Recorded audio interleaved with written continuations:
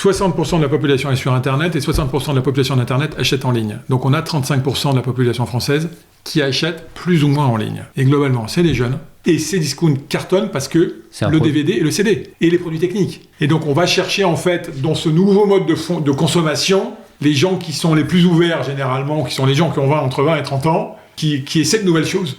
Et donc le marché il est fait de jeunes à ce moment-là. Entre 20 et 35 ans. C'est ça le marché du e-commerce. Et on est au début de l'extension de cette démocratisation. C'est-à-dire, quand j'arrive chez Cdiscount, j'ai 36 ans, j'ai dû acheter 2 fois en ligne dans ma vie, en 2008. C'est pas encore un réflexe pour toute une partie de la population. Et c'est là l'opportunité.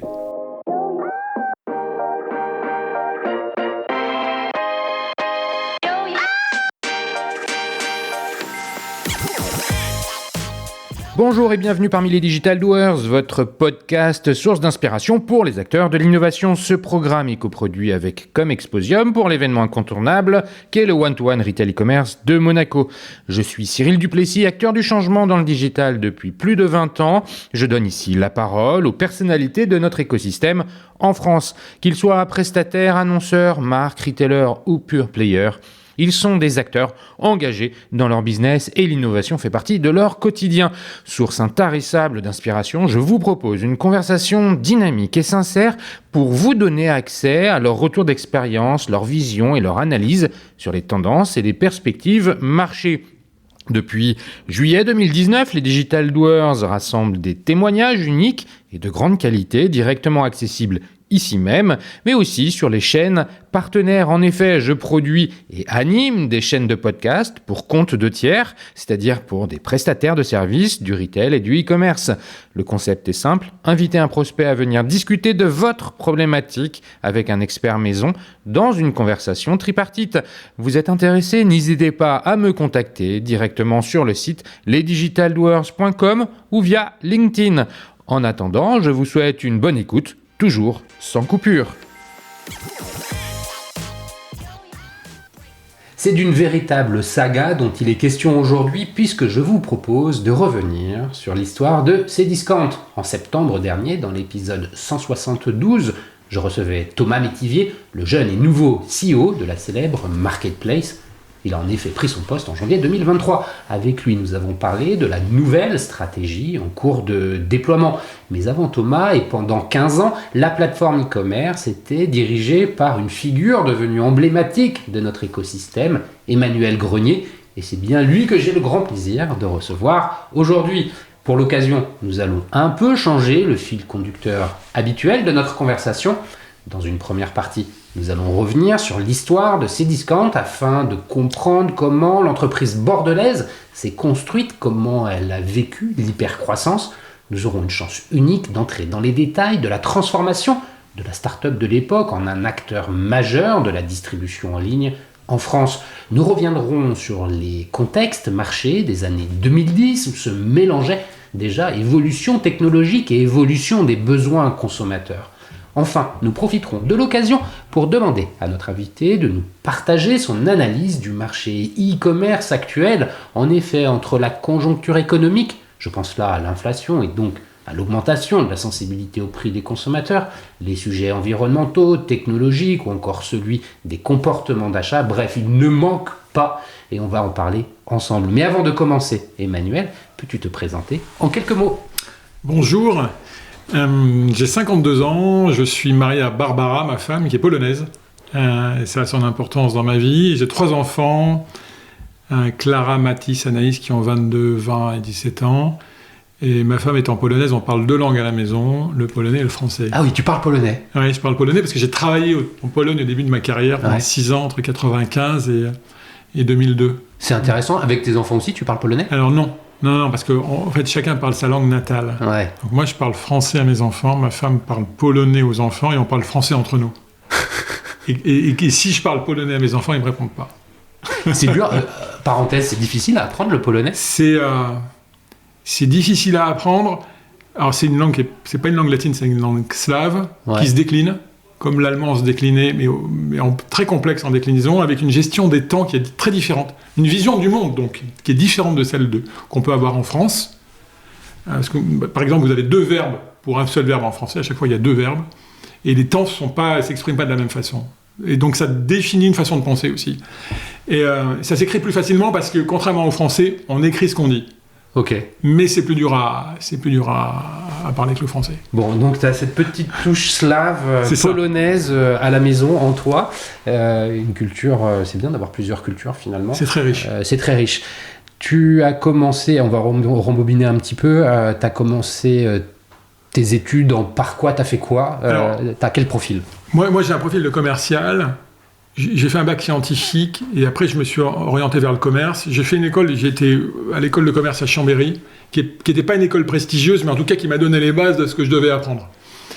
Et j'ai fait ma carrière après chez Casino pendant 30 ans. Donc sortie d'école, stage chez Casino. Et l'anecdote est qu'en fait, mon meilleur ami, un de mes meilleurs amis, qui aujourd'hui dirige une enseigne de retail en France, me dit « il faut que tu ailles chez Casino ». Il était stéphanois, il me dit « viens chez Casino, c'est super ». Donc tu es parti à Saint-Étienne. Et donc, j'envoie une lettre de candidature pour un stage, et on ne me répond pas. Et je relance tous les jours, et un jour on me dit « mais attendez, on vous a répondu, on vous a dit que c'était non ». Et pour un stage, et je dis « mais j'ai pas reçu la réponse ». Et on me dit « comme vous m'appelez tous les jours, vous nous appelez tous les jours, venez nous voir ». Incroyable. Incroyable. Et là, ça démarre. Et au bout de 3 mois de stage, on me propose de partir en Pologne. Et attends, tu fais quoi sur ces 3 mois de stage? En fait, j'achète le vin. On me demande d'acheter du vin. Je ne connais rien au vin, et on me dit vous allez assister l'acheteur vin. Là, tu te souviens de l'année globalement, juste pour situer dans le temps? On est 94. Ok. On est 94. Et donc, ce qui fait que je connais tous les millésimes de 80 à 94 sur leur qualité, ou plus ou moins bonne en fonction des années. Et très vite, on me propose de partir en Pologne, qui est la première installation de Casino à l'international. Parce que c'est l'ouverture des pays de l'Est. On est 5 ans après la chute du mur. Et la Pologne est identifiée comme un pays à potentiel, parce que 40 millions d'habitants, c'est quand même une des bases, et pouvoir d'achat en pleine explosion, et développement en pleine explosion. Okay. Et d'ailleurs, tout le monde y est allé. Un Casino, Carrefour, Leclerc, les Anglais, les Allemands, et il y a eu une bagarre très âpre dans le retail en Pologne. Et donc j'y vais dès 95. Donc tu es tout jeune diplômé. Ouais. Tu pars là-bas avec quelle mission? En fait, on part... En dehors de celle d'apprendre le polonais et peut-être de y rencontrer ta femme. C'est ça. On part, et je suis un commercial, et on me dit tu vas faire de l'informatique. Et donc je suis numéro 2 de l'informatique, comme je dis souvent, dans un service où il y a 2 personnes. Et quand j'arrive, on est 6. On est 6 dans une villa. Il n'y a rien, il n'y a pas de service achat, pas de service, il n'y a rien. Et on doit tout monter pour ouvrir un hypermarché 1 an plus tard. Okay. Ce qui sera un des plus gros hypermarchés de Pologne. Pas de géant à l'époque, pas seulement de Casino, mais au global, entre Auchan, Leclerc, Carrefour et Casino. Et donc, depuis le début, on monte la filiale. Pourquoi l'informatique? Parce qu'il fallait qu'il manquait quelqu'un. Parce que, en fait, l'informatique... Des volontés, des velléités... L'informatique, c'est pas au sens où on l'entend aujourd'hui. On ne parle pas d'IA à l'époque, on ne parle pas de mobile et technologie. C'était l'informatique, mais c'était aussi... L'informatique des caisses, Ouais, même pas seulement. C'était créer les articles dans les bases de données pour que ça rentre dans le système et que ça irrigue les magasins, les entrepôts. C'était ça, l'informatique. Okay. Et donc, je fais ça. J'ai fait 6 ans en Pologne. Ça a été une aventure extraordinaire. Et à l'époque, on est tous jeunes. Et en 99, la décision est d'ouvrir 9 hypermarchés d'un coup. Une boîte qui avait 2 magasins décide d'en ouvrir 9 d'un coup. Attends, sur les débuts, là, quand vous partez from scratch, il y a tout à faire. Tu retiens quoi de cette expérience-là qui est unique? Parce que un marché tout neuf, qui ne connaît pas la grande distribution, à qui il faut le faire découvrir, et monter de zéro le premier centre de distribution. En fait, je retiens... C'est une bonne question qu'on m'avait jamais posée, d'ailleurs. Qu'est-ce que je retiens de ces 3 premières années? C'est... tout est possible à partir du moment où on y met de l'énergie et de la méthode. Et il faut être démerdard. C'est-à-dire quand vous partez de zéro, que vous ne parlez pas la langue et que vous êtes 6, vous créez tout de zéro, vous reprenez les choses, on n'est pas à l'école. On repart du début. Et donc on contacte les premiers fournisseurs, on les fait venir, on leur explique qui on est. Personne ne sait à l'époque qui est Géant. Personne ne sait qui est Casino. Donc vous devez aller voir les fournisseurs et les convaincre de travailler avec vous. Ça prend du temps. Vous devez trouver des fournisseurs informatiques. Vous devez suivre l'ouverture du magasin. Et tout ça se met en place petit à petit. Vous devez recruter du monde. et des locaux. Enfin, je veux dire, au maximum, on est 15 Français. Mais comment tu fais quand tu parles pas polonais? Parce que Eh ben, tu fais deux choses. Tu commences par recruter des gens qui parlent français. des Polonais qui parlent français. Et, qui parlent français. Et puis après, tu prends des cours de polonais. Et moi, 2 ans plus tard, je parle polonais. Parce que 2 ans plus tard, on en reparlera, mais je suis directeur d'entrepôt et je n'ai que des équipes polonaises. Donc je dois parler polonais. Ça veut dire qu'il y a une centrale d'achat qui doit être montée sur place. On remonte exactement tout ce qui existe en France. Ok. Et on ouvre le premier hypermarché en 1996. Ouais. Après 2 ans de labeur. Après 1 an de labeur. 1 an. 1 an de Oui, labeur. 1 an. Je fais 8000 m². Le jour où on ouvre, il faut fermer le magasin à 10h du matin. Parce quand on est dans le magasin est plein, on a l'impression d'être dans un concert, dans la fosse d'un concert, on ne peut plus bouger. D'accord. Et on ouvre un deuxième magasin en 97, à Varsovie toujours. C'était des très gros magasins. Alors, on n'imagine pas des hyper entre 10 et 18 000 m². Des très grosses bêtes, avec Auchan qui ouvre, Carrefour qui ouvre, Tesco qui ouvre, les Allemands qui ouvrent. Et c'est la guerre, parce qu'en fait, tout le monde avait acheté des terrains au même moment. Personne ne savait qui avait acheté quoi. Et tous les magasins sortent de terre au même moment. Donc, intensité concurrentielle extrêmement élevée. Et en 99, après avoir ouvert 3 magasins, les dirigeants disent on va ouvrir, je ne sais plus si c'est 7 ou 9 magasins cette année-là, et il faut trouver 7 ou 9 directeurs d'un coup. Et il n'y a pas de vivier. Oui, donc l'idée c'est quoi? C'est de placer des Français, de recruter sur place, de les former? Les deux. C'est-à-dire, il y a une priorité qui est de positionner des directeurs polonais. Et c'est normal, parce qu'à un moment donné, la main devrait être totalement laissée au management polonais. Et comme on n'en a pas assez, ils n'ont pas été formés, on met des Français. Et donc, il est nommé directeur de magasin, un directeur d'entrepôt. Ils ont tous moins de 30 ans. On a tous moins de 30 ans. Et c'est un pari dingue, mais qu'on ne peut retrouver que dans des pays de ce type-là. Et donc, on se retrouve fin 99 avec... moi, je prends la direction d'un entrepôt. Mes collègues prennent la direction d'un hyper, et on parle de grosses machines, hein. Il y a jusqu'à 500 personnes. Alors, pause, c'est quoi? Qu'est-ce qui se passe dans la tête d'un jeune d'à peine 30 ans en ayant vécu, c'est le Far East, oui, c'est ça. East, hein, c'est complètement, tout est nouveau, en l'espace d'un temps très comprimé, un apprentissage énorme, j'imagine, des responsabilités qui sont inhabituelles pour un jeune. Tes copains de promo qui sont restés en France, ils vivent pas la même histoire, très certainement. On est dans quel état d'esprit, là, quand on est Emmanuel en Pologne à ces époques-là, là? En fait, très positif et très énergisant. Dès 98, on me propose d'être directeur adjoint d'un hyper dans lequel il y a 1000 personnes. Donc j'ai 27 ans. Et j'ai en management direct, j'ai 300 personnes. J'ai 27 ans. 1 an plus tard, on me dit, tu prends la direction d'un entrepôt, il y a 200 personnes. On n'a jamais fait de logistique. Il est en plein centre de la Pologne. Il faut le construire, le bâtir, recruter les équipes. Il n'y aura pas un seul Français, il y aura que des Polonais. Il y aura un Français avec moi. Il faut parler polonais. C'est extraordinaire en termes d'expérience. C'est une des expériences les plus marquantes de ma vie professionnelle. Parce que vous êtes porté par l'énergie. Parce qu'à l'époque, vous pouvez faire des erreurs. C'est moins exigeant que si vous êtes en France ou en Angleterre ou en Allemagne, parce que le marché est moins structuré, moins rigoureux. Et puis, les clients sont là. Ouais. Donc, on se dit que c'est difficile, mais à la fin, ça reste facile, parce que les clients sont là. Ouais. Et il n'y a rien de pire que de ne pas avoir de clients. Là, on a des clients. Ouais. Donc, en fait, il faut courir derrière et bâtir et construire. Donc, c'est très, très exigeant. Énormément travaillé. Et quand vous avez 27 ans, vous travaillez beaucoup et vous prenez énormément de pression. Et le sujet, c'est comment vous gérez cette pression. Parce que vous n'êtes pas bâti à 27 ans pour encaisser cette pression-là. C'était bien le sens de la question que je te posais. Et j'ai en fait à l'époque un patron hors norme, qui est un de ces patrons des hypermarchés des années 90, exigeant, dur, comme on les a connus, comme était le retail dans les années 90, qui avait été patron en France, et qui m'a donné les premières bases de management. Avec qui je suis en contact toujours aujourd'hui, 30 ans plus tard, qui m'a donné les fondamentaux du management. Tu retiens quoi des apprentissages qu'il t'a donné en 2 lignes, enfin en 2 mots, tu vois? C'est quoi avec les outils avec lesquels tu es parti dans l'entrepôt au milieu de la Pologne, gérer 200 personnes? C'était de ça, en fait, dont il s'agissait. Il y avait travailler, ça c'était important. Il y avait, en termes de management... Mais tu dis travailler, évidemment, c'est quoi? Lead by example? C'est un peu... puis c'est aussi la puissance de travail et la charge de travail. C'est quand même des métiers dans lesquels on est ouvert 7 jours sur 7. Ouais. Donc on ne peut pas ne pas être le samedi ou le dimanche pas systématiquement, mais dans les magasins. C'est la dimension d'exemple dont tu parles. 2, c'est la fameuse phrase qui était « Pour travailler dans la distribution et pour gérer des hommes, il faut aimer les hommes. » Ouais.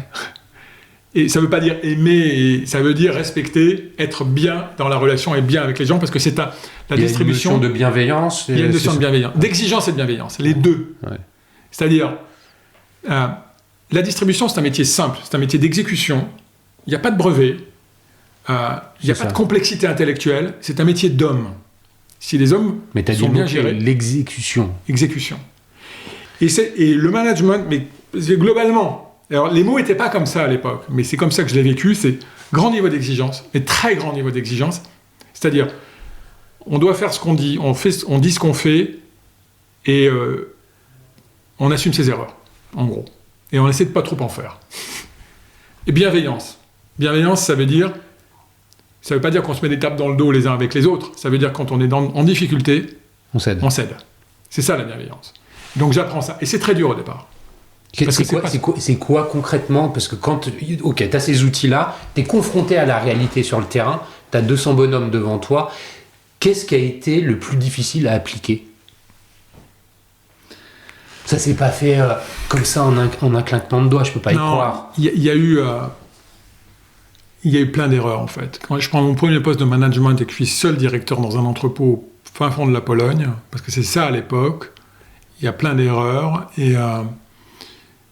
Quand vous gérez un site, vous avez de l'encadrement et vous avez des collaborateurs qui gagnent le salaire minimum. Et à l'époque, en Pologne, c'était pas très élevé, donc qui tirent le diable par la queue. Et c'est des gens qui ont une façon de voir les choses qui est très différente parce qu'il n'y a pas d'argent. Et ça change complètement votre vie quand il n'y a pas d'argent. Et le premier sujet, ça a été de recruter des gens qui était exigeant et bienveillant. Et j'ai eu énormément de mal. Et j'avais été très marqué par le recrutement d'un des responsables des opérations de l'entrepôt qui venait du bâtiment, qui avait 55 ans, moi j'en avais 28, et qui m'avait mis au carré et au calme tout ça. Parce que exigeant et bienveillant. Et les deux vont tout le temps ensemble. Et je pense qu'on l'a perdu aujourd'hui, ça. La deuxième chose, c'est que j'ai eu à gérer des cas très particuliers. Alors c'est marrant, j'en ai jamais parlé, et j'en parle pour la première fois ici. Génial. De gens qui étaient alcooliques, en fait. Ouais. Des managers qui étaient alcooliques. Et je me souviens d'un cas très dur dans lequel, en fait, le manager est alcoolique, il est dénoncé par ses employés, et je sais que si je le licencie, je le mets en difficulté. Et j'ai pas le choix. Et j'ai 27 ans et j'ai pas le choix parce que l'alcoolisme, c'est pas possible. Parce qu'en plus, c'est au vu de tout le monde. Donc, je peux même plus rattraper le coup. En fait. En disant, personne ne le sait, on va essayer de guérir, on va essayer de faire quelque chose. C'est fini. Et ça se sait, on est dans des petits villages, ça se sait. Et je suis obligé de couper le cordon à quelqu'un qui a 10 ans de plus que moi, que je sais que je vais mettre en difficulté. Ça m'a marqué. Ça m'a marqué. Et donc, jusqu'où on peut être bienveillant. Et là, c'est un vrai cas de conscience. C'est un vrai cas de conscience entre la loyauté vis-à-vis de la société, entre le respect des règles. Il y a des règles dans une société qu'on est obligé de respecter, et la difficulté dans laquelle on peut mettre les gens. Ok, merci pour ce retour d'expérience, parce que tu vois, ça s'appelle Digital Doers. J'aime bien qu'on aille dans... tu parles d'exécution des opérations. J'aime bien illustrer les propos par des exemples tout à fait concrets, parce que la vie, elle est faite de choses très concrètes quand même. Ça. Surtout dans le digital, où on a l'impression que tout est un peu un miracle sur un écran. Derrière, il y a bien des opérations. Tu restes en Pologne 6 ans, tu le disais. Ouais. Tu rentres en France au bout de 6 ans. Oui, c'est ça. C'est-à-dire qu'en fait, en Pologne, je suis directeur d'entrepôt, puis après patron de la supply, et après patron de l'IT et de la supply. Donc de l'informatique et de la logistique. Et quand moi je pars, en 2002, c'est moi qui demande la rentrée, il y a 150 magasins et on est 8000. Oh la vache. Donc on part, on était 0, on était 5, et on arrive, on a 150 magasins, on est 8000. Et moi j'ai 30 ans. Et je suis au COMEX de cette entreprise-là. Donc c'est rien ne me prédestinait 5 ans avant à être là. Je rentre en France, et là, je fais quelque chose de très particulier, c'est-à-dire... Tu rentres en France avec des convictions nouvelles. Oui. Parce que tu rentres complètement changé, forcément. Oui. Par le temps, mais surtout par l'expérience que tu as vécue. C'est quoi c'est quoi ces convictions te concernant l'entreprise, le groupe Casino? C'est quoi? Je reviens avec des convictions qui sont que j'ai atténuées avec le temps, qui sont des convictions de quelqu'un qui a vu des choses après des choses alors qu'il était débutant, donc ça s'est imprimé très fort. Les convictions, c'est il faut travailler beaucoup, il faut être exigeant. Voilà. Et donc ça veut dire, je rentre avec une image de dureté. Il est dur. Il rigole pas. Tu veux dire, dans ton entourage, c'est comme ça que t'es perçu. Ouais. Et il est tranchant, et il est dur, il rigole pas. Et c'est pas ma personnalité de départ. Je suis plutôt quelqu'un d'équilibré, de balancé. Mais les faits, en Pologne, les obligations de résultat, la pression me modifient, me rendent un peu comme ça. Et donc je rentre avec des convictions, avec des convictions selon lesquelles il faut être un peu dur pour pouvoir avancer, que ce soit en Pologne ou ailleurs. Mais finalement, il y a cette forme de tranchant à avoir. De dureté, il faut mettre du rythme, il faut avancer. Okay. Et j'arrive en France, il y a une culture très différente, et dans un univers beaucoup plus complexe. Parce que l'univers était simple en Pologne. On a 150 magasins, ça reste une boîte à taille humaine. Vous rentrez en France, dans une boîte où il y a 100 000 personnes, il y a 5 000 magasins, il y a des dimensions politiques au sens noble du terme, beaucoup plus complexes, des équilibres beaucoup plus complexes, une finesse de gestion beaucoup plus complexe. Et en fait, je me heurte à ça quand je rentre. Parce qu'on me dit, tu vas rentrer, mais tu vas redémarrer tout seul. Oui, parce que qu'est-ce qu'on te propose en rentrant? On me dit, il y a plein de choses à faire. Tu as un bel avenir, mais tu vas d'abord redémarrer tout seul. Donc tu vas nous aider à réformer la chaîne marchandise, donc la supply chain sur le plan des systèmes d'information et des process. Okay. C'est-à-dire les systèmes d'approvisionnement, les entrepôts, les magasins. Chose qu'on fait. Et on me dit, tu vas prendre les systèmes qu'il y avait en Pologne et tu vas les mettre en France. Parce que plus neuf en Pologne, peut-être plus performant, c'est ça. On avait fait rêver, et puis on l'avait bien expliqué. Et évidemment, on arrive avec ça, et j'arrive avec la naïveté de celui qui a été dans un environnement simple, et qui se dit, ça va être simple. Non, ça va pas être simple, parce qu'il y a une histoire, il y a des organisations complexes, il y a des organisations qui fonctionnent bien, et on leur dit, on va changer, et les gens vous disent... Là, il y a une conduite du changement. Oui, et puis des fois, on vous dit, non, on n'a pas envie. Et la conduite du changement, c'est quelque chose, à l'époque, je n'ai jamais entendu, on est en 2002, je n'ai jamais entendu ce terme. Pour moi, le changement, ça se conduit pas, ça se fait, puis c'est comme ça. C'est là, ça. T'as à apprendre quelque chose de nouveau. J'ai à apprendre l'influence, j'ai à apprendre la négociation en interne, j'ai à apprendre à convaincre, j'ai à apprendre ça. Ça n'est pas seulement descendant, ça peut être transversal. J'appelle l'expression passer de CM2 en 6e. En Pologne, j'étais en CM2, vous êtes le plus grand dans la cour et tout va bien. Vous arrivez en 6e, vous êtes le plus jeune. Et là, c'est ce qui se passe. Et il y a des gens qui me disent, attention, c'est pas comme ça que ça fonctionne. C'est super ce que tu as fait, mais ici, il y a une histoire, il y a des gens, tu peux pas en faire fi, donc tu fais attention. T'as mis combien de temps pour comprendre tout ça et finalement changer un peu le mindset avec lequel tu prends tes nouvelles responsabilités? Il faut un an et demi. On comprend vite. Et l'appliquer... Voilà, c'est ça.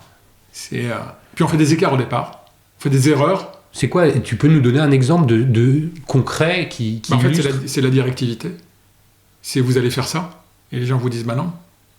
Parce que nous, on est en train de faire autre chose, là, qui a plus de sens que ce que tu nuis, parce que tu arrives d'un monde simple dans un monde complexe, et tu n'as pas tout vu. Ok. Donc ça, t'apprends. Combien de temps tu gardes ces responsabilités? 2 ans et demi. 2 ans et demi. Et on fait la réforme. Et d'ailleurs, on fait toutes ces réformes, on change les systèmes d'entrepôt, les systèmes de magasins, c'est une très grosse réforme. D'ailleurs, les outils sont toujours en place aujourd'hui. Ok.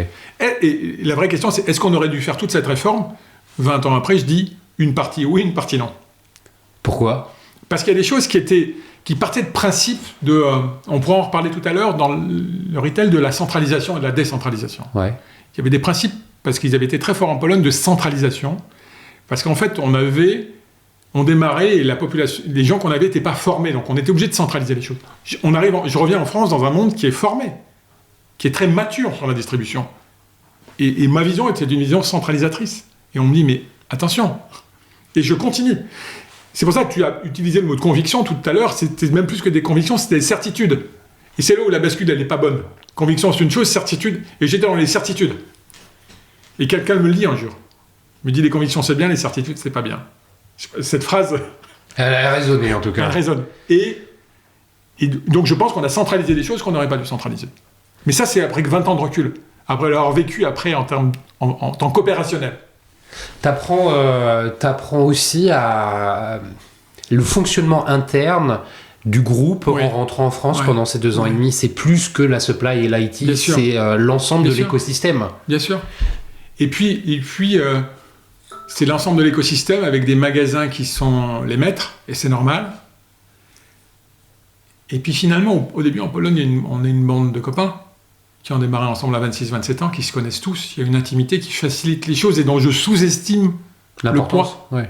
Et quand vous arrivez, cette intimité, elle n'existe plus. Bah non. Les gens vous disent, la seule chose que je regarde, c'est tes résultats. Et en gros, est-ce que tu m'aides ou pas? Et est-ce que tu fais ce que tu dis? Et donc c'est beaucoup plus dur. On rentre dans des rapports plus durs, plus classiques, rationnels, professionnels. Au bout de 2 ans et demi de responsabilité dans la supply et l'IT, tu changes pourquoi? Je continue dans la supply et là, je prends des responsabilités opérationnelles. C'est-à-dire? La responsabilité de tous les approvisionnements du groupe pendant 1 an et demi, et après la responsabilité de la logistique opérationnelle. Donc ça, c'est les entrepôts. Ouais. Alors là, c'est une grosse machine qui s'appelle... L'approvisionnement, on peut dire, c'est la partie centrale d'achat. Ouais. Non, c'est pas les achats, c'est vraiment l'approvisionnement. C'est comment on réapprovisionne les entrepôts, comment on organise les flux. Ok, les flux. Comment on organise est sur les flux. un business de flux.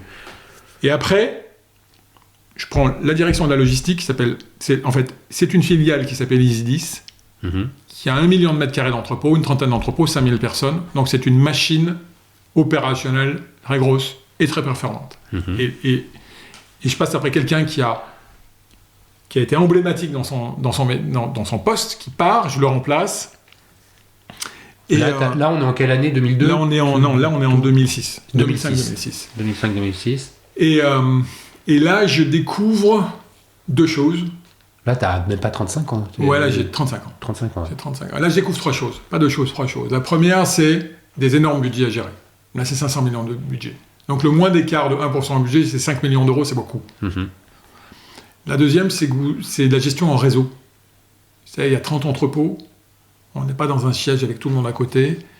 Vous gérez des directeurs de sites qui ont 50, 55 ans, 60 ans, qui gèrent 500 personnes eux-mêmes. Donc, c'est plus pareil. Vous gérez des grands managers. Ouais. Et le troisième chose, c'est le social. Ouais. 5000 personnes, vous avez 4500 personnes qui sont des employés, qui gagnent le SMIC et un peu plus que le SMIC. Et donc, on gère ça complètement différemment. Tu l'avais déjà un petit peu... oui, mais pas à l'échelle. Approché, oui, pas à l'échelle. Mais t'avais quand même, avec finalement ce que tu avais pu vivre en Pologne... Oui. Non? Si je l'avais eu, mais... c'était pas à l'échelle. Ouais. 300 personnes, c'est pas 5000 sur 30 sites. La gestion des syndicats et le rapport aux syndicats n'était pas le même. N'était pas le même. Et j'apprends ça. On a des grèves dures à certains moments. On apprend à gérer les grèves, à renouer le contact. On met en place une feuille de route sociale. Et ça devient quelque chose de fondamental. Parce que, je l'ai dit, c'est un métier d'homme. Si les hommes ne suivent pas, la boîte n'avance plus. Donc vous avez la responsabilité de faire en sorte que les hommes suivent. Concrètement, ça veut dire que tu es vachement sur la route à aller rendre visite dans les entrepôts ou c'est pas nécessaire? Si c'est nécessaire. Quand vous êtes patron dans ces métiers-là, vous devez être sur le terrain. Il n'y a pas de choix. Je le redirai tout le temps, c'est un métier d'homme et donc vous devez être proche des hommes. Et la notion d'exemplarité dont tu as parlé au départ, elle est fondamentale. Donc il faut que tu les rencontres, il faut qu'eux voient ta tête aussi, qu'ils sentent que tu es impliqué. Et que tu connais leur métier. Et que tu connais leur métier. Et que tu es légitime. Et que quand ils te parlent... C'est difficile de l'acquérir, cette légitimité, parce que quand on a 35 ans, même si on a déjà fait beaucoup de choses, tu le disais, les patrons de ces sites-là, de ces entrepôts, ils ont 15, 20 ans de plus que toi. Est-ce que c'est un travail, un effort que d'acquérir cette légitimité quand on a 35 ans et qu'on occupe un poste comme celui que tu occupais? Oui, c'est un effort. Il y avait une légitimité technique de la connaissance du métier, de par le passé, et technique et managérial. Mais il n'y avait pas de légitimité sur la capacité à gérer quelque chose d'aussi significatif. 5000 personnes. Et donc le sujet là, c'est comment vous identifiez les meilleurs directeurs, comment vous vous appuyez sur eux. Et s'appuyer sur eux, ça veut dire s'appuyer sur eux sur ce qu'ils savent faire de meilleur. Certains sont excellents sur le plan de la gestion sociale, d'autres excellents sur le plan de la gestion de la productivité des process, d'autres excellents dans le transport. Et comment à chaque fois vous arrivez à compléter et leur apporter quelque chose. Parce qu'ils ont besoin de quelque chose aussi. Quel que soit l'âge qu'on est, on a besoin d'apprendre des choses. Et donc ils m'apprenaient des choses, j'étais en capacité d'apprendre des choses. À partir de ce moment-là, la légitimité est là et vous pouvez vous créer une relation de confiance et une relation constructive. Donc tu as travaillé à acquérir cette légitimité, mais tu as réussi assez rapidement. Oui. Et après, combien de temps tu gères ça ? Je gère ça 1 an et demi. Au début, je veux le gérer plus longtemps et c'est là qu'on me propose de partir chez Cdiscount. Donc là, on est en 2006. On est fin 2008. On est mi-2008. Mi-2008. Alors, super transition. Tu quittes un monde hyper concret, opérationnel, avec des flux de marchandises dans les entrepôts pour alimenter les points de vente. La relation aux hommes est très prégnante, très forte. C'est vraiment quelque chose d'important. Dans un monde connu, celui de la distribution alimentaire principalement, qu'est-ce qui te fait envie de changer quand même de paradigme pour aller dans le digital ? Et quelle est ta feuille de route ? Et en 2008, ça fait 10 ans qu'existe Cdiscount. Exactement, c'est ça. Exactement. La boîte est créée en 99, et j'y reviens juste après. C'est le challenge, en fait. C'est que ça ne se refuse pas. Alors pourquoi on vient te chercher ? On vient me chercher parce que Cdiscount à 10 ans, ça fait 800 millions d'euros de francs de chiffre d'affaires à l'époque. 800 millions d'euros de chiffre d'affaires à l'époque. De volume d'affaires ? Chiffre d'affaires, il n'y a pas de marketplace. Chiffre d'affaires égale volume d'affaires à l'époque. Ouais. Ça a été créé par 3 frères. C'est Nicolas, Charles, le cadet qui crée ça, avec une vision qui est je vais démocratiser l'accès à la culture, les CD et les DVD. Et très vite, quelque chose de très puissant qui arrive, qui dit je vais acheter des droits de film d'un côté, je vais acheter des galettes de DVD de l'autre, on va presser les galettes, on va les vendre, et comme on amortit les droits sur une longue période et sur des grandes quantités, ça fait baisser le prix. Et donc, Cdiscount, Cdiscount. Et les premiers DVD à moins de 10 francs, les premiers lots à moins de 100 francs, et le truc cartonne.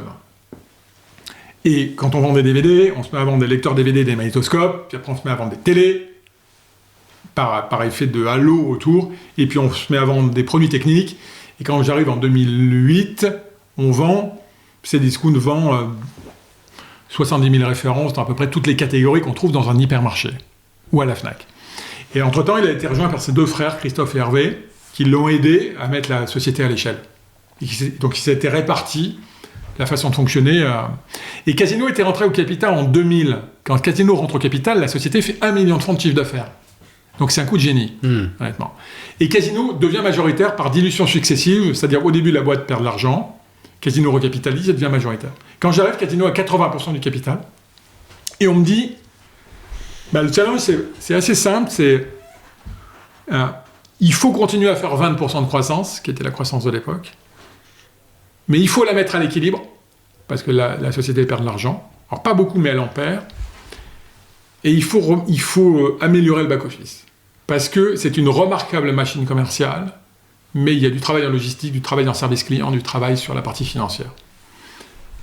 Et il faut travailler avec les fondateurs. C'est-à-dire, Nicolas, Christophe et Hervé sont là, je suis le directeur général, sur le papier, je suis le patron, mais ils sont actionnaires à 20%. Ils ont un rôle et opérationnel quand même. Et ils ont un rôle opérationnel, donc à partir du moment où ils sont actionnaires à 20%, je suis le patron de personne, je ne suis pas leur patron. Ils n'ont jamais eu de patron, c'est des entrepreneurs qui avaient déjà créé une société avant, qui en ont recréé derrière. Et donc, on s'entend très bien. C'est le moment où tu arrives à Bordeaux. Ouais.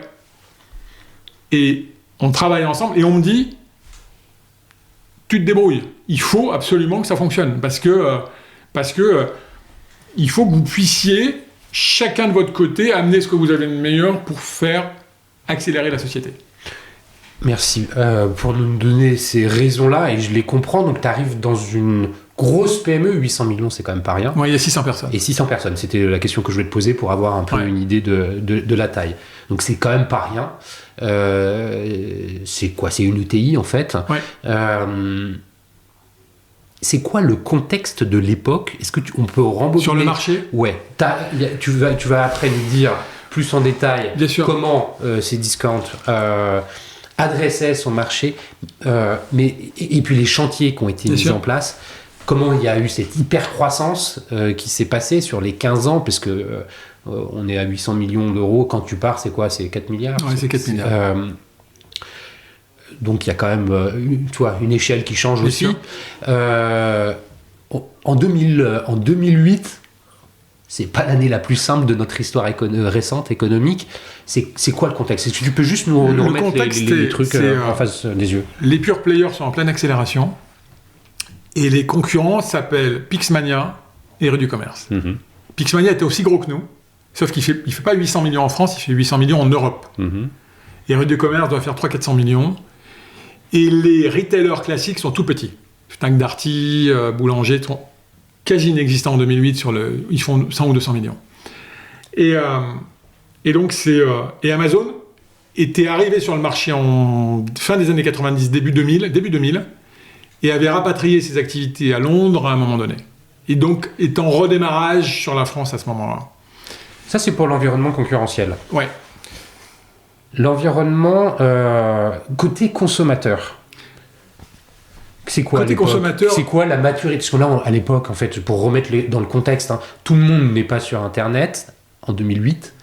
Il y a encore, on parle de ça. Et alors, qui achète sur Internet? C'est pareil, on n'est pas sur la même maturité qu'aujourd'hui. En fait, à l'époque, j'avais deux chiffres qui étaient 60 et 60. 60% de la population est sur Internet et 60% de la population d'Internet achète en ligne. Donc on a 35% de la population française qui achète plus ou moins en ligne. Mhm. Et globalement, c'est des jeunes. C'est des jeunes et c'est des jeunes. Mhm. Et Cdiscount cartonne parce que C'est un le produit. DVD et le CD. Mhm. Et les produits techniques. Et donc on va chercher en fait dans ce nouveau mode de consommation les gens qui sont les plus ouverts généralement, qui sont les gens qui ont entre 20 et 30 ans, qui essaient de nouvelles choses. Et donc le marché il est fait de jeunes à ce moment-là, entre 20 et 35 ans. C'est ça le marché du e-commerce. Et on est au début de l'extension de cette démocratisation. C'est-à-dire, moi, quand j'arrive chez Cdiscount, j'ai 36 ans, j'ai dû acheter 2 fois en ligne dans ma vie, en 2008. Ouais. C'est pas encore un réflexe pour toute une partie de la population. Et c'est là l'opportunité. C'est qu'en fait, quand on dit 60%, ça fait 35%, on se dit le marché va au moins doubler, tripler ou quadrupler dans les 10 ans. Et c'est ça le pari. Enfin, c'est même plus un pari. C'est ça la vague sur laquelle il faut surfer, en fait. C'est ça la vague sur laquelle il faut surfer. Le contexte économique de l'époque, il n'était pas forcément... 2008, ça va, 2009, ça va plus. Ouais, c'est ça. Parce qu'il y a la crise. Ouais. Et 2009 est une année très très difficile pour tout le e-commerce, mais pour toute l'économie d'une manière générale. Oui, c'est ça. Et puis après, ça repart en 10, 11, 12, 13, les choses repartent en fait. Il y a aussi une dimension, je le disais dans l'introduction, technologique, puisque Oui. il y a plein de choses nouvelles qui arrivent. Comment tu les appréhendes? En fait, le e-commerce, il a eu, entre 2008 et 2013-14, il y a 2 révolutions technologiques. Il y a la révolution du mobile et la révolution de la marketplace. Et la marketplace, c'est une révolution technologique, d'offres produits, mais technologique aussi. Le premier, c'est le mobile. C'est-à-dire, c'est les balbutiements, 2008, c'est les balbutiements des achats sur mobile. Il n'y a pas les réseaux, c'est les premiers iPhones datent de 2007, il n'y a pas la taille des écrans, et ça fait 5% du chiffre d'affaires des sociétés, le mobile. Aujourd'hui, c'est 50-60%. Et c'est très complexe parce que ça demande de se dire qu'on va rendre l'expérience utilisateur possible sur un écran qui est 6 fois plus petit ou 8 fois plus petit. Et donc ça veut dire que c'est des coûts supplémentaires parce qu'il faut tout faire en double. Et pour l'écran du PC et pour l'écran du mobile. Avec des logiques d'expérience utilisateur différents qui sont plus les mêmes. Et on met du temps. Et tout le monde met du temps à cerner et voir comment ça fonctionne. La deuxième révolution, c'est la marketplace. Pourquoi c'est une révolution technologique? À cause de la masse. La marketplace, elle est créée par les acteurs du e-commerce pour 2 raisons. La première raison, c'est une raison de relation au client. De 2000 à 2010, l'Internet, les sites de e-commerce sont en fait des hypermarchés ou des magasins en ligne. Il y a le même assortiment en ligne et en magasin. Il n'y a pas plus profond. On n'est pas plus profond globalement en ligne. Ou un peu plus. Et très vite, on s'aperçoit que ce n'est pas suffisant. Le client a besoin de plus. Et donc la marketplace, c'est un moyen de dire, je vais faire x10, x100 sur mon assortiment, sans impact économique, puisque je ne porte pas les stocks. Et le deuxième sujet, c'est que ça modifie le modèle économique. Bien sûr. Parce que les sociétés de e-commerce sont peu ou pas rentables. Pourquoi ? Parce que la logistique coûte cher, la livraison devient très vite gratuite, et les marges sont tirées vers le bas parce que les clients comparent en permanence. Donc en fait, les niveaux de marge sont très faibles. Et donc il y a les modèles économiques, tous, on va le dire comme ça. Et la marketplace, c'est un bol d'air, puisqu'on prend une commission sur quelque chose que tu n'opères pas. Sur quelque chose que je n'opère pas. Et qui peut gagner dans ce monde-là ? Ceux qui ont du trafic et de la techno. T'as pas de trafic, t'as pas de marketplace, t'as pas de techno, t'as pas de marketplace. Pourquoi il faut une techno ? Peut-être que Thomas a expliqué ça la dernière fois qu'il est venu. Parce qu'en fait, je prends un chiffre. Une marketplace, très vite, on se met à créer 1 million de nouveaux produits par semaine. 1 million de nouveaux produits par semaine. On en avait 70 000 dans le catalogue. Ce million, il faut le créer, l'affecter aux bonnes catégories, faire en sorte que le moteur de recherche fonctionne correctement, que quand le client tape une recherche, on lui remonte les bons produits. Et ça, c'est beaucoup de technologie. Et c'est là, en fait, c'est la marketplace, sans qu'on l'ait vu venir à l'époque, qui transforme ces discounts en boîte technologique. On va revenir, mais justement, quand tu arrives et que tu prends tes fonctions, tu as commencé à nous le dire, c'est quoi la global picture là, tu nous dis il y a des enjeux à droite. Tu peux juste les développer bien sûr, peu d'un point de vue logistique. Bien sûr. Comment ça fonctionne ? Parce que j'imagine que c'est pas la logistique qui existe aujourd'hui pour ces discounts. Qu'est-ce qui est automatisé, pas automatisé ? Qu'est-ce qui est déporté ? Est-ce que c'est opéré en interne à 100% ? Comment fonctionne le service client ? Tu l'as évoqué toi-même. Comment on fait pour recruter des nouveaux clients ? Est-ce que les campagnes d'acquisition de l'époque, elles ressemblent à celles d'aujourd'hui ? Il y a la réponse dans la question. Bref, c'est sur ça que je veux t'entendre. En fait, c'est un peu une culture de retailer.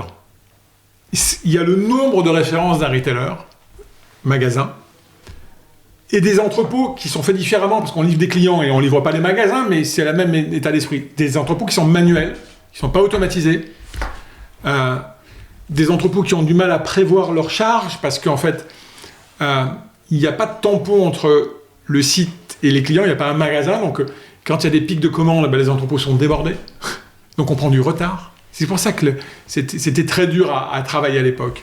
Parce que les systèmes informatiques, les WMS, ne sont pas prévus pour. Merci d'y venir, parce que quand je parlais de technologie, je pensais aussi à tout le back-office. Parce que la techno, tu vois, avec les marketplaces, tu as commencé à en parler, parce que derrière, c'est du back-office. Mais oui. Mais les WMS ne sont pas prévus pour ? Non. C'est des WMS, donc des systèmes de gestion d'entrepôt adaptés du retail qu'on met dans les entrepôts e-commerce. Ça ne fonctionne pas. Alors moi, j'ai ce savoir-faire-là, et je me dis, à un moment donné, il faut qu'on réforme ça, qu'on fasse évoluer ça. Les services clients, pareil.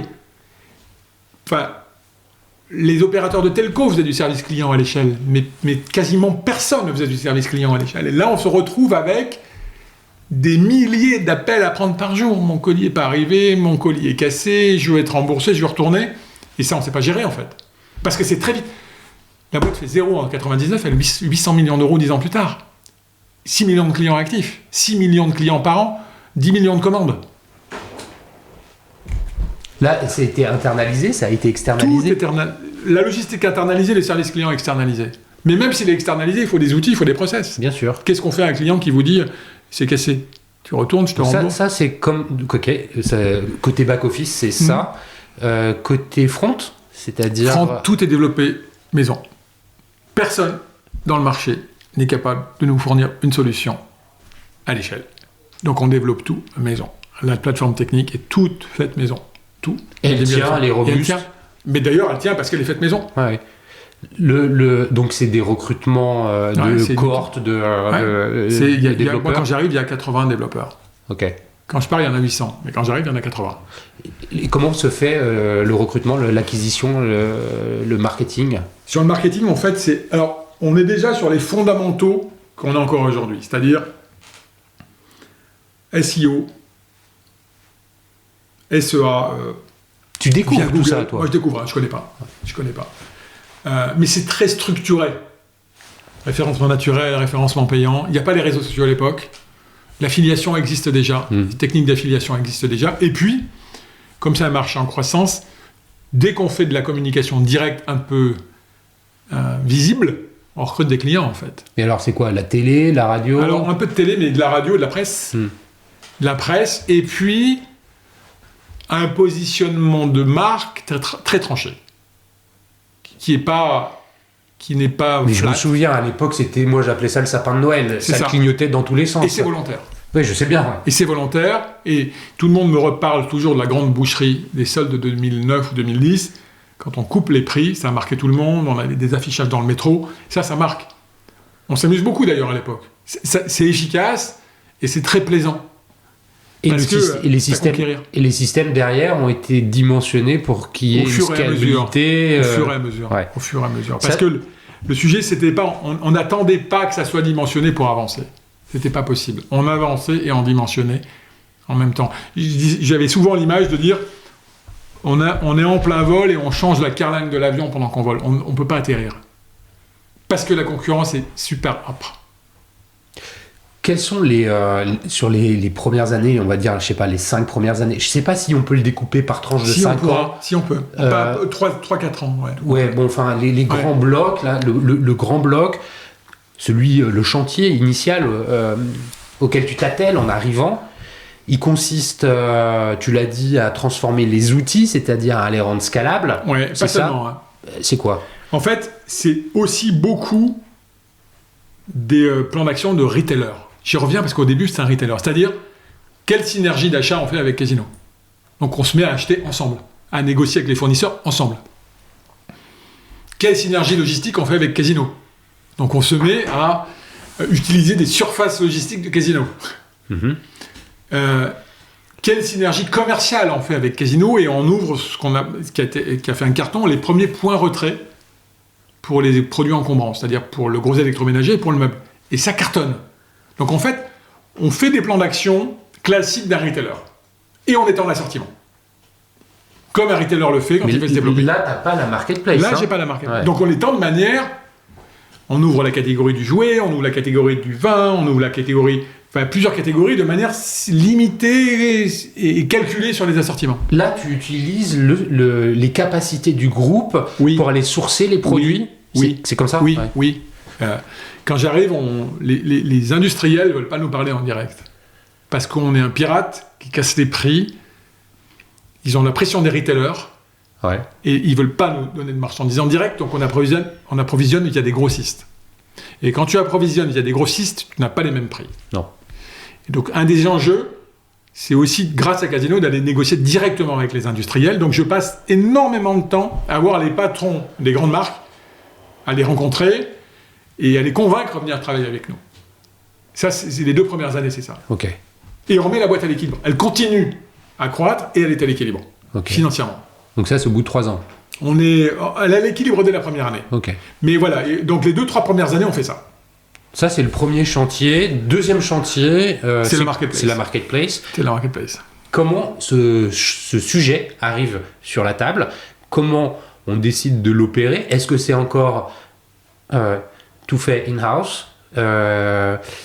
Comment on fait pour recruter des marchands? Est-ce qu'ils sont présents en nombre? Voilà, raconte-nous un peu la genèse. En fait, la